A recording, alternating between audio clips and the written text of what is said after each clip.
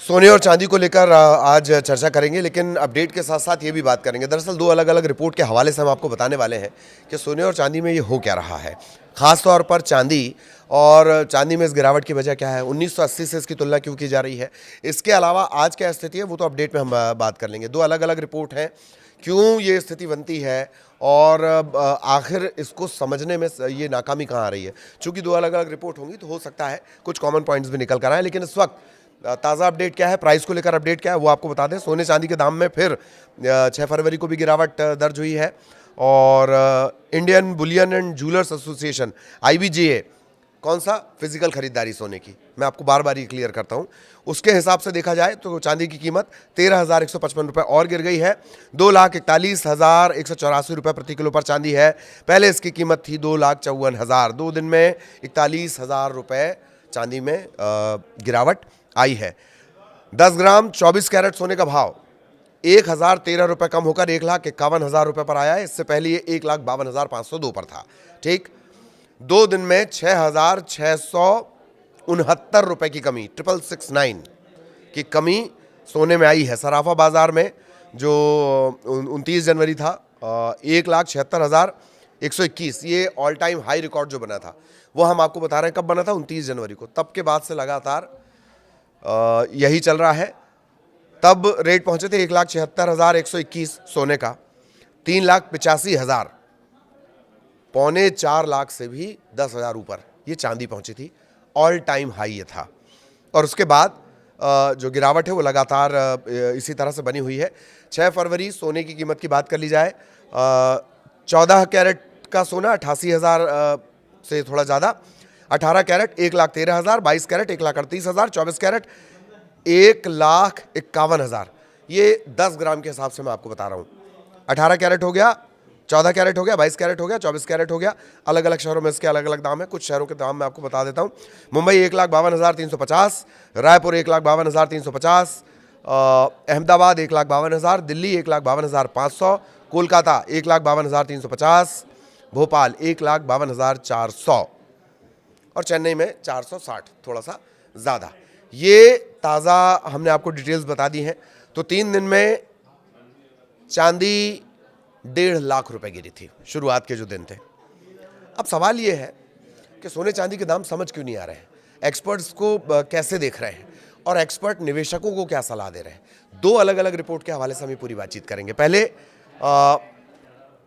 कुछ घंटों में करीब करीब 40 से 45% भाव गिरा है। कुछ घंटों में 40 से 45% भाव गिरा है। आगे इसमें होगा क्या? हालात इतने बिगड़ रहे हैं कि जो तेजी नजर आ रही थी चांदी में वो पूरी तरह से मिट गई है। कुछ घंटों में अगर 40-45% रेट गिर जाए तो यही होगा। तो आखिर ये जो व्हाइट मेटल है ये क्यों फिसलता जा रहा है? एक दिन में 20% क्रैश हुआ है और 40% से ज़्यादा की तबाही, 40 से 45% से ज़्यादा की तबाही एक दिन में ही 20% क्रैश है। ये है क्यों? कमोडिटी बाजार में इस वक्त सबसे ज़्यादा डर चांदी को लेकर लग रहा है। कुछ दिनों पहले इसने हाई बना लिया था और उसके बाद से सिचुएशन बहुत तेज़ी से बदलती चली गई। जैसे ही इसने हाई बनाया था 4 लाख के करीब, जनवरी का जो हमने आपको बताया 29 जनवरी के आसपास का जो प्राइस है, और अब ये ऐसी फिसली है कि लगभग नीचे ही नीचे जा रही है। ये कितनी बड़ी गिरावट है? क्या इसे किसी गिरावट से इसका कंपेयर चल रहा है? 1980 से कंपेयर चल रहा है? पहले गिरावट पे बात करेंगे। गुरुवार को करीब 20% ये टूटा है इसका दाम। इसके बाद एशियाई कारोबार में गिरकर ये हो गई है $64 प्रति औंस, करीब करीब $64 प्रति औंस। और रिकॉर्ड हाई से तुलना करें 385 से अब तक ये 40% से ज़्यादा टूट चुकी है।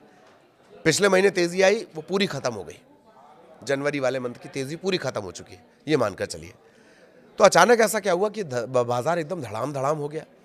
इसकी वजह क्या बताई जा रही है? लिक्विडिटी की कमी। बाजार में खरीद फरोख्त करने वाले जो खिलाड़ी हैं वो थोड़ा पीछे हटने लगे। जब इतना फ्लक्चुएशन आया तो लोगों ने अपना पैसा डालना बंद कर दिया, पीछे हटने लगे। डर। डीलर और मार्केट के जो मेकर होते हैं वो अपने दामों के फर्क को बढ़ा देते हैं। ट्रेडिंग के लिए पैसा लगाने से वो बचने लगते हैं और लिक्विडिटी सबसे कमज़ोर हो जाती है और कीमतें फिर तेज़ी से गिरती हैं। कैश फ्लो जो चल रहा था मार्केट का वो ख़त्म हुआ। एक्सपर्ट्स क्या कह रहे हैं? इन हालात में आपको करना क्या है?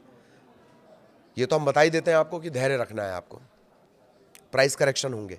लेकिन जो जानकार हैं, जो लगातार यही काम करते हैं, उनका कहना है कि मार्केट मेकर स्प्रेड बढ़ा देते हैं और बैलेंस शीट पर कम ध्यान देने लगते हैं, तब ये स्थितियां बनती हैं। और जब तक बाजार में कोई स्थिरता नहीं आएगी, ये जो प्राइस का उठना, ऊपर जाना, नीचे आना, जिग जैग बनना, ये लगातार जारी रहेगा। मतलब धैर्य रखना, वो बात वहीं आ गई जो मैं हमेशा कह रहा हूं।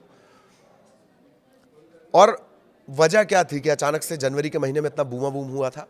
उसकी वजह जानकार क्या बोल रहे हैं कि जियोपॉलिटिकल तनाव बढ़ा था।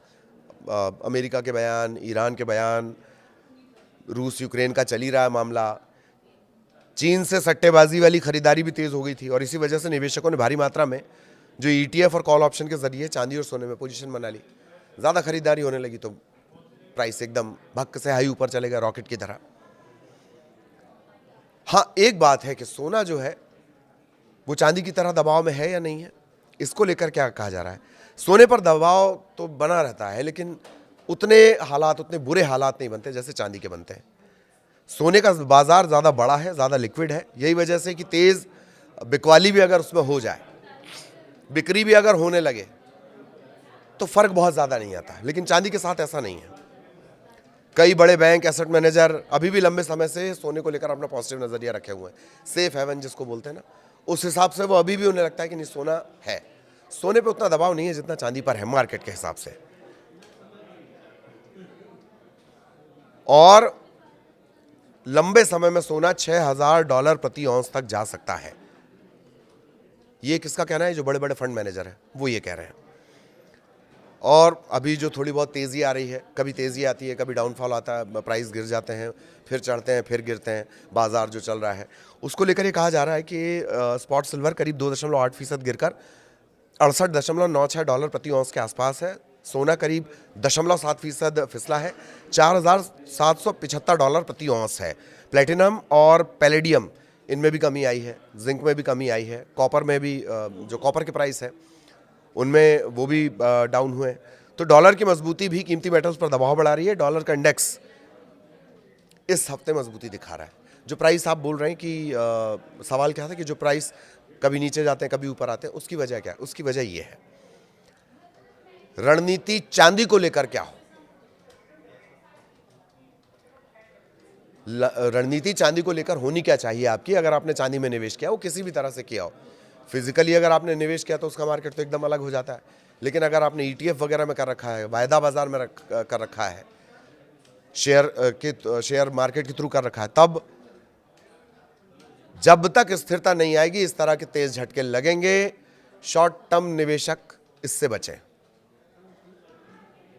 बहुत जोखिम भरा समय है, लेकिन लंबे समय जो धैर्य रख सकते हैं वो इसे बनाए रखें, ये मुनाफा देगी। अब ये एक्सपर्ट्स की रिपोर्ट्स के हिसाब से हम आपको बता रहे हैं, हमें सुनकर आपको निवेश नहीं करना है, पढ़ना है। और अगर चांदी में लंबे समय के लिए निवेश है तो आपको धैर्य रखना है। शॉर्ट टर्म निवेशकों के लिए साफ कहा जा रहा है कि नहीं। निवेशकों के मन में किस तरह के सवाल हैं वो ये है, चांदी में जो तेजी थी क्या वो बबल तो नहीं था? एक सवाल ये भी पूछा जा रहा है बार बार। बुलबुला तो नहीं था वो, हवा निकल गई, पट्ट से खत्म हो गया? क्योंकि आंकड़े इस तरह के हैं। जनवरी में MCX पर चांदी 4.2 लाख पहुंची। 6 फरवरी को MCX पर चांदी 2.3 लाख के नीचे आ गई। जनवरी फरवरी दोनों आंकड़े अपने हाई से करीब 45% टूट चुका है भाव। ये मैंने थोड़ी देर पहले बताया। लाइफ जो एकदम हाईएस्ट पॉइंट गया था, लाइफ हाई से 2 लाख रुपए सस्ती हो गई चांदी। और जो सिल्वर के ETF है वो भी करीब 40 से 45% टूटे, यानी शेयर मार्केट के थ्रू जिनने चांदी में निवेश कर रखा था। ये गिरावट है क्यों? अमेरिका और चीन के बीच ट्रेड डील को लेकर टेंशन कम होना, ईरान अमेरिका के बीच टेंशन में कमी, भारत के साथ अमेरिका ने ट्रेड डील कर लिया, सब चंगा सी बढ़िया हो रहा है, अभी अच्छा होता हुआ नजर आ रहा है, तो ठीक है, चांदी में इन्वेस्ट करने की जरूरत नहीं भाई। एक ये वजह भी जो जानकार है वो गिनाते हैं। चांदी का इस तरह का इतिहास रहा है, चांदी का इसी तरह का इतिहास रहा है। और अलग अलग जो जानकार हैं वो अलग अलग ETF भी सजेस्ट कर रहे हैं कि आप इसमें करें, आप इस ETF में जाएं। लेकिन कहना सभी का एक ही है कि आपको लॉन्ग टर्म में ही ध्यान रखना है। शॉर्ट टर्म में निवेश मतलब लहरों से खेलना हो जाएगा, और वो भी तब जबकि तैरना नहीं आता है। तो कीमतें तेज होंगी लेकिन रफ्तार बहुत धीमी रहेगी। इसमें किसी भी जानकार को संशय नहीं कि कीमतें तेज होंगी, रफ्तार धीमी रहेगी और ये फ्लक्चुएशन जब तक मार्केट स्थिर नहीं होता, ये फ्लक्चुएशन इसी तरह से चलता रहेगा। चांदी की टूट के बड़े कारण क्या है? चांदी कितना टूट चुकी है? करीब करीब 45% ये टूट चुकी है। सोने में भी गिरावट आई है, लेकिन सोने का मार्केट बड़ा है। और चांदी के साथ हमने आपको एक बात और भी बताई थी कि डॉलर की मजबूती, वायदा बाजार के जो बड़े बड़े निवेशक हैं, जो सोने के साथ परिस्थितियां वो चांदी के साथ भी हैं। चांदी के साथ एक और प्लस एड ऑन है, वो ये है कि इसकी इंडस्ट्रियल डिमांड जो लगातार बढ़ती जा रही है। जैसे जैसे सोलर पैनल, एआई और ईवी की तकनीक बढ़ेगी, वहाँ उस सेक्टर में इसका इस्तेमाल होता है चांदी का। तो ये एक एड ऑन है चांदी के साथ, और यही वजह है कि इसके प्राइस जानकारों को भी बहुत चकित कर रहे हैं। तो ये जिगजैग लगातार बना रहेगा, लेकिन लॉन्ग टर्म के लिहाज से चांदी अभी भी महत्वपूर्ण है जानकारों की नज़र में। बाकी बहुत ध्यान, सोच समझकर, पढ़कर और एक्सपर्ट से, फंड मैनेजर से राय लेकर आप उस रास्ते जा सकते हैं।